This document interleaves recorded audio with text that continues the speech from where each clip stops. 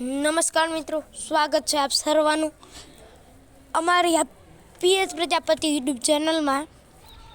તો મિત્રો, આજે આપણે ધોરણ 7 ભાગ નંબર 7 પાઠ છે 19મો બજારમાં એનો આપણે પહેલો એપિસોડ જે પહેલો ભાગ હતો એ આગળના વિડીયોમાં જોઈ ગયા। તો મિત્રો, જો તમે અમારી પીએચ પ્રજાપતિ યુટ્યુબ ચેનલમાં નવા હોય તો અમારી આ પીએચ પ્રજાપતિ યુટ્યુબ ચેનલને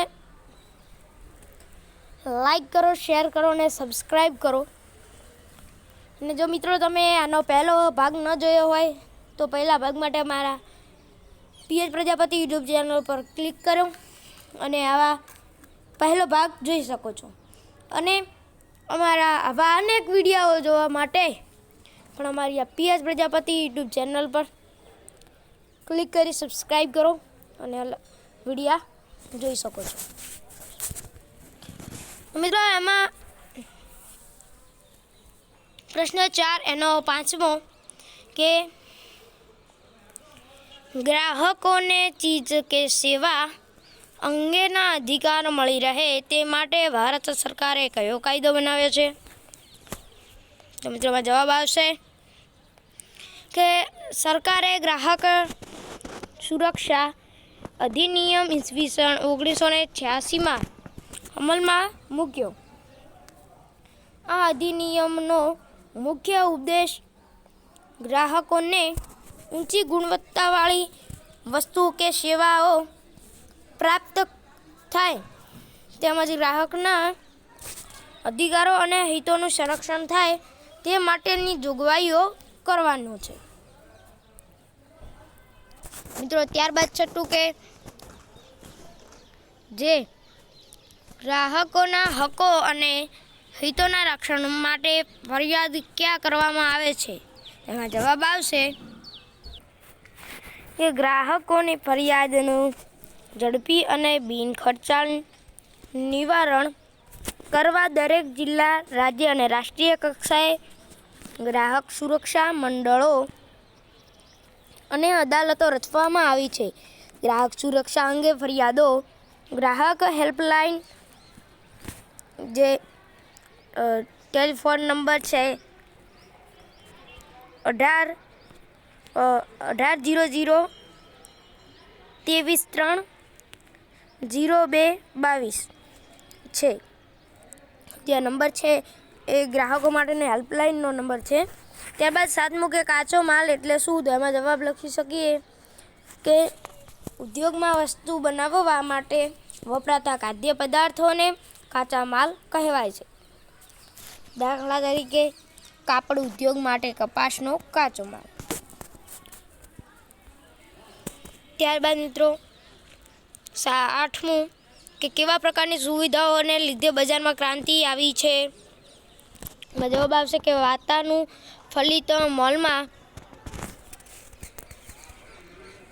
ગ્રાહક પોતાનો પૂરતો સમય આપીને વિશેષ છૂટ મળતી હોય તેમ વસ્તુઓ ખરીદી શકે છે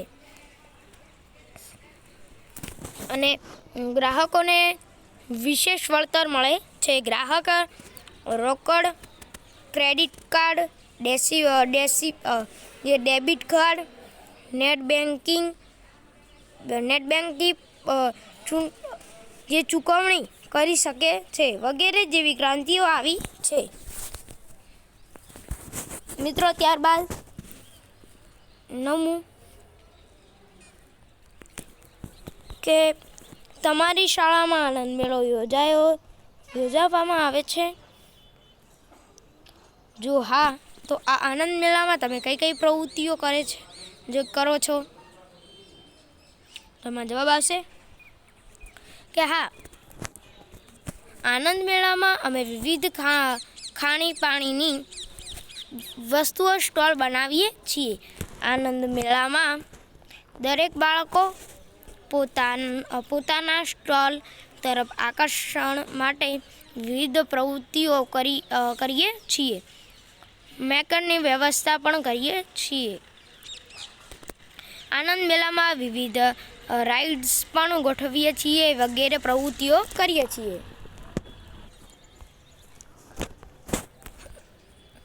ત્યારબાદ પ્રશ્ન 4B કે નીચે આપેલ શબ્દોની સંકલ્પના સમજાવો. એમાં પહેલું છે કે બજાર. તો એમાં જવાબમાં આપણે લખીશું કે બજાર એટલે ચીજ વસ્તુઓનું વેચાણ કરતી દુકાનો જ્યાં હોય તે સ્થળ. બજાર એટલે જ્યાં ખરીદનાર અને વેચનાર ભેગા થતા હોય એવું સ્થળ એટલે કે બજાર. ત્યારબાદ બીજું કે શોપિંગ કોમ્પ્લેક્સ. તો મિત્રોમાં જવાબ લખી શકીએ કે એક જ બિલ્ડિંગમાં એક સાથે અનેક લગભગ અલગ અલગ પ્રકારની દુકાનો હોય છે તેને શોપિંગ કોમ્પ્લેક્સ કહે છે. ત્યારબાદ ત્રીજું કે ગુજરી. તો અમે જવાબ લખી શકીએ કે સાપ્તાહિક બજાર સપ્તાહના કોઈ એક નિશ્ચિત દિવસે જ ભરાય છે તેને ગુજરી બજાર પણ કહે છે. કેટલા વિસ્તારોમાં તેને હાટ કહેવામાં આવે છે. જો સાપ્તાહિક બજાર શનિવારના દિવસે ભરાતી હોય તો તેને શનિવારી બજારી પણ કહેવાય છે. મિત્રો ત્યારબાદ પ્રશ્ન 5 નીચેના પ્રશ્નોના ઉત્તર 2-3 વાક્યમાં લખો. એમાં પહેલું છે કે જરૂરિયાતની વસ્તુઓ દુકાન કે મોલમાંથી ખરીદવાની જગ્યાએ જરૂરિયાતવાળી વ્યક્તિ પાસે ખરીદવી જોઈએ એવું શા માટે કહેવામાં આવે છે. તો મિત્રો આપણે એમાં જવાબ લખી શકીએ કે કેટલાક વૃદ્ધ પુરુષો અને મહિલાઓની ઉંમર આરામ કરવાની હોવા છતાં તેઓ ગરીબી કે મજબૂરીની કારણે રસ્તાની આસપાસ વસ્તુઓનું વેચાણ કરતા હોય છે.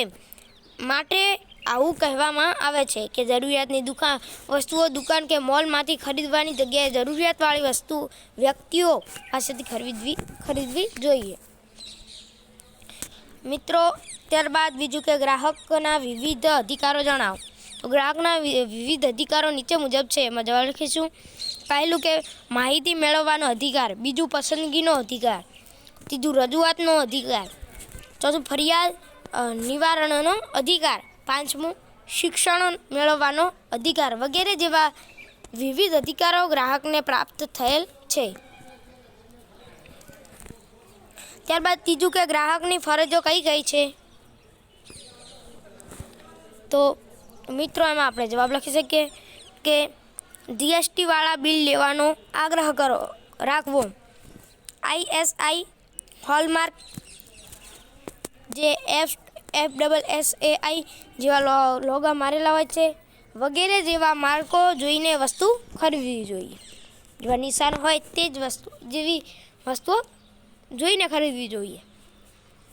ત્યારબાદ કે કાપડ, કલર, સિલાઈ, જરી, ભરતકામ, માપ, સાઈઝ ચેક કરી ખરીદવી જોઈએ વસ્તુને.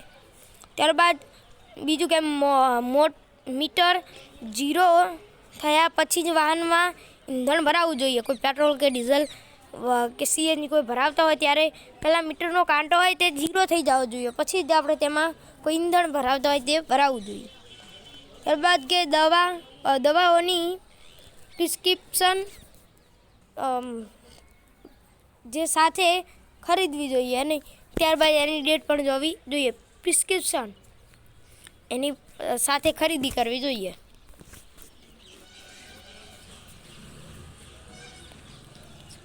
ત્યારબાદ પ્રશ્ન 6 કે ટૂંક નોંધ લખો.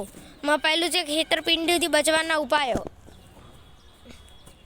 મિત્રો એમાં આપણે પહેલું જવાબમાં લખી શકીએ કે પહેલું કે ગ્રાહકે કોઈ પણ વસ્તુ કે સેવાની ખરીદીના સમયે GST વાળું અસલ બિલ લેવાનો અચૂક આગ્રહ રાખવો જોઈએ.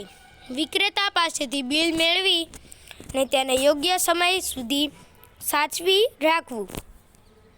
બીજું કે મોટી ખરીદી તેમજ મુખ્યત્વે વિદ્યુત કે ઇલેક્ટ્રોનિક્સ ઉપકરણો ISI ના માર્કવાળા ખરીદવાનો આગ્રહ રાખવો.